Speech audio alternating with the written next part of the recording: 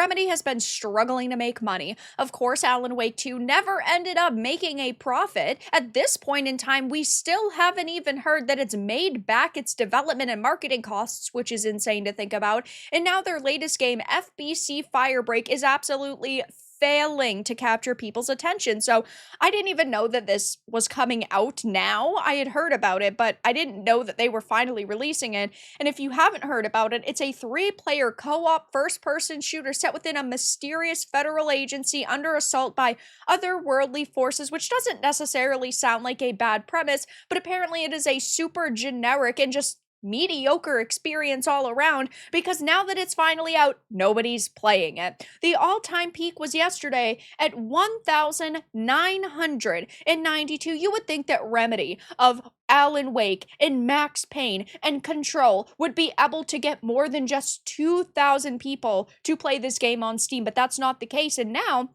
it's actually dipped all the way down to 883, and I know that it's the middle of a Wednesday afternoon, but you would still think that they would be able to pull in more than 2K in its first few release days. That is absolutely terrible to hear.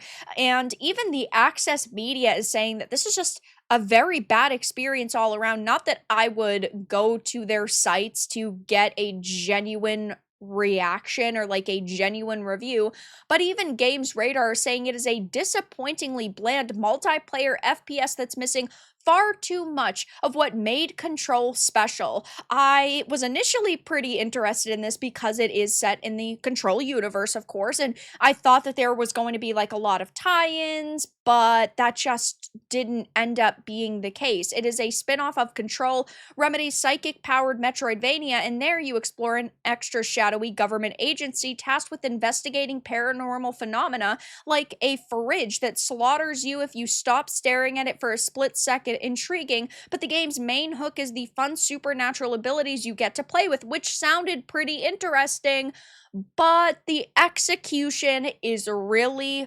poorly done here, because apparently they have prioritized confusing office spaces for the level designs. The guns are not really all that special. They even talk about how the problem is that there's too many jobs that feel like work. Take the one where you have to clear out the hostile sticky notes. You do this by shooting them, which has to be the most inefficient way to clean an office short of using dynamite, except when you do shoot the sticky notes, they spray everywhere, and if enough of them stick to you, you have to hop in the shower and slowly wait for them to be washed off before they kill you. To counter this, you can actually make the sticky notes wet first, either by playing as the character who can spray water or setting off sprinklers. So it sounds like a really interesting concept that was just very poorly executed. They even talk about how Control was no masterpiece, but whenever they were about to give up on it, it would sucker them back in with a fun set piece or a new superpower. And it seems that gamers do generally feel the same way,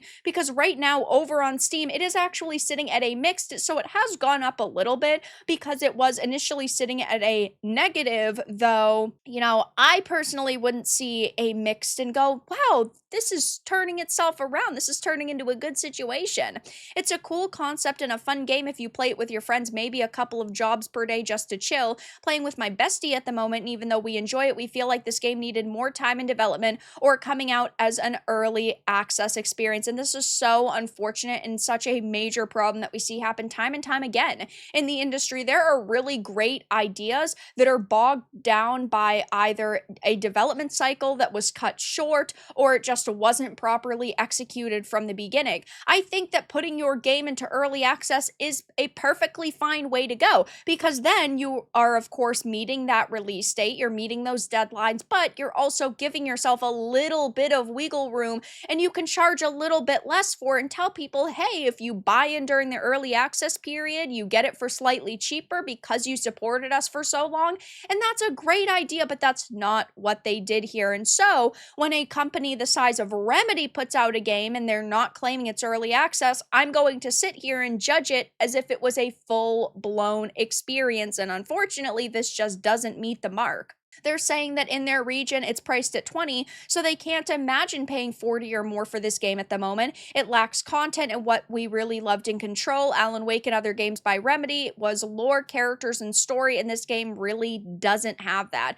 There are some recommendeds just saying that, like, it's really interesting, it is an extraction shooter, and I like this genre, but there just is not an overwhelming amount of support that Remedy is getting right now. So I will be keeping my eye on this game over the next couple of days. Maybe it will turn itself around, though. As of right now, it looks like Remedy's latest game is a total failure, and where Sweet Baby Inc.'s infected Alan Wake 2 still has not recouped its development and marketing costs, it seems that they are going to face another major problem with another game not making money either. But that's all that I really had to discuss in this video. Let everyone know your thoughts in the comments below. If you enjoyed this, give it a like, and if you didn't, give it a dislike. I appreciate your support either way, but I'll talk to you all again in the next video really soon.